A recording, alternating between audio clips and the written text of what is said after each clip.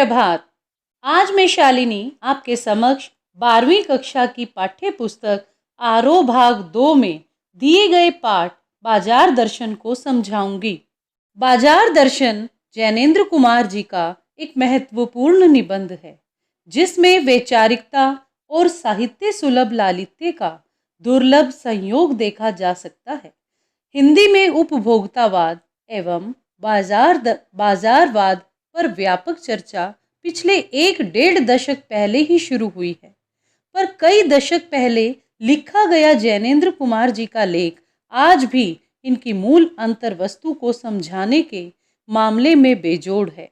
वे अपने परिचितों मित्रों से जुड़े हुए अनुभव बताते हुए यह स्पष्ट करते हैं कि बाजार की जादुई ताकत कैसे हमें अपना गुलाम बना लेती है।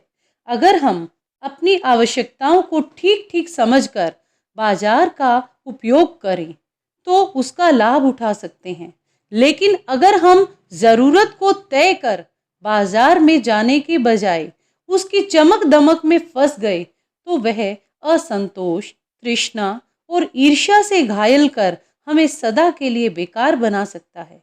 इस पाठ में लेखक जैनेन्द्र कुमार जी ने भांति भांति से यानी कई प्रकार से ये समझाने की कोशिश की है। कहीं उन्होंने दार्शनिक अंदाज में तो कहीं किस्सा गोई शैली में लेखक यह समझाया है। लेखक ने बाजार का पोषण करने वाले अर्थशास्त्र को ही अनीति शास्त्र बताया है। तो आइए अब बात करते हैं बाजार दर्शन पाठ की। एक बार लेखक का एक मित्र बाजार से मामूली सामान खरीदने गया था, परंतु जब वह लौटा तो उसके हाथ में सामान का एक भारी बंडल था।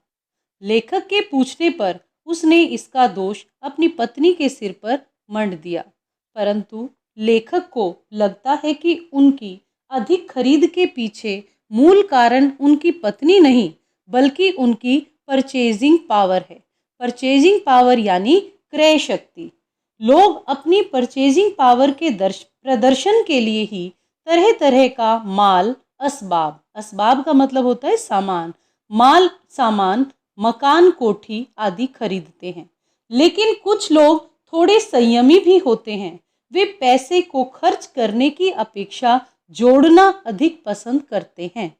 लेखक के अनुसार अनावश्यक खरीद का एक कारण बाजार का आकर्षण है।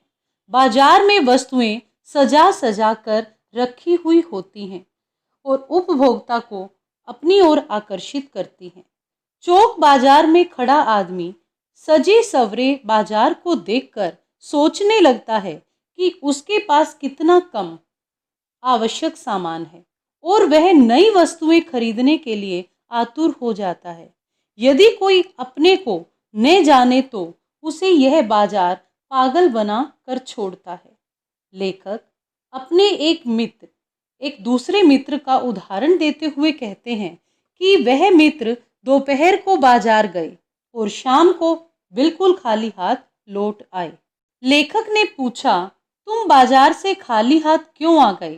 तब उनके मित्र ने बताया कि बाजार में उसका सब कुछ लेने का मन कर रहा था, इसलिए वह कुछ भी नहीं ले पाया, क्योंकि यदि वह कोई एक वस्तु लेता तो इसका मतलब होता कि वह शेष को छोड़ रहा है। वह ऐसा नहीं करना चाहता था। लेखक के अनुसार बाजार का जादू रूप का जादू है। यह तभी असर करता है जब जेब भरी हुई हो और मन खाली हो। मन खाली होने पर मन सब चीज़ें खरीदने का करता है। इस जादू को रोकने का एक ही उपाय है कि मन खाली न हो। बाजार की वास्तविक कृतार्थता तभी है जब वह आवश्यकता के समय काम आए। बाजार जाते समय उपभोक्ता को अपना मन भरकर जाना चाहिए। मन भरकर बाजार जाने का अभिप्राय आवश्यकताओं को समझते हुए बाजार जाने से है। इस संदर्भ में लेखक अपने पड़ोस के एक चूरन बेचने वाले भगत जी का उदाहरण देते हुए कहते हैं कि वह एक जमाने से ही चूरन बेचता है। उसका नियम है कि वह प्रतिदिन 6 आने से ज़्यादा की कमाई नहीं करता, इसलिए वह अपना चूरन किसी थोक व्यापारी या किसी ऑर्डर पर भी नहीं बेचता। अपनी पेटी उठाकर गली गली जाकर ही वह अपना चूरन बेचना पसंद करता है। और जैसे ही उसकी 6 आने की कमाई पूरी हो जाती है, वह शेष चूरन बच्चों में मुफ्त बांट देता है। लोग लोग उसके प्रति सद्भावना व सम्मान का भाव रखते हैं। लेखक का विश्वास है कि भगत जी पर बाजार का जादू कोई प्रभाव नहीं डाल पाया है। पैसा उससे भीख मांगता है कि वह उसे ले ले, परंतु इस निर्मम व्यक्ति को पैसे के प्रति जरा भी दया नहीं आती है। लेखक पैसे की व्यंग्य शक्ति की दारुण कथा सुनाता हुआ कहता है कि पैदल चलते वक्त पास से किसी मोटर के गुजरने पर मन में कठिन व्यंग्य की एक लीक उठती है कि उसके पास मोटर क्यों नहीं है, उसने मोटर वाले माँ बाप के घर पर जन्म क्यों नहीं लिया। यह भावना उसे अपनों के प्रति कृतघ्न बना डालती है। लेकिन पैसे की यही व्यंग्य शक्ति उस फक्कड़ चूरन वाले के आगे पानी पानी हो जाती है।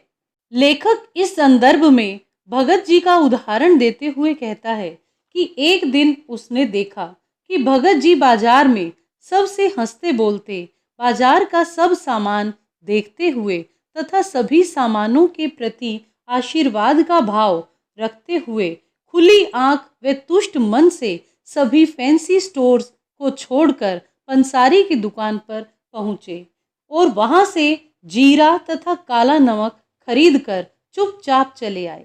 उनके सामने बाजार तभी तक है जब तक जीरा चाहिए। जीरा लेते ही बाजार उनके लिए शून्य हो जाता है। फिर चांदनी चौक बुलाता रहे या कहीं चांदनी बिखरी रहे, अर्थात वस्तुएं अपनी ओर आकर्षित करती रहे, उन्हें इस बात का कोई फर्क नहीं पड़ता। वे सबका कल्याण ही चाहते हैं। लेखक के अनुसार बाजार को सार्थकता वही मनुष्य प्रदान करता है जो यह जानता है कि उसे क्या खरीदना है। जो लोग अपनी परचेजिंग पावर से बाजार को एक व्यंग्य शक्ति दे जाते हैं, वे बाजार से कुछ लाभ नहीं उठा सकते, न बाजार उनको कुछ लाभ दे सकता है। ऐसे लोग बाजारूपन और कपट बढ़ाते हैं। उनके कारण मनुष्यों में आपसी भाईचारा नष्ट होता है और वे केवल ग्राहक तथा बेचक बनकर रह जाते हैं, मानो एक दूसरे को ठगने की ताक में हो। इस प्रकार के बाजार में शोषण बढ़ता है, कपट सफल होता है तथा निष्कपट शिकार हो जाता है। ऐसा बाजार मानवता के लिए विडंबना है। जो ऐसे बाजार का पोषण करता है वह अर्थशास्त्र सरासर औंधा है, मायावी है। वह अर्थशास्त्र अनीति शास्त्र है। इसी के साथ बाजार दर्शन पाठ समाप्त हुआ। धन्यवाद।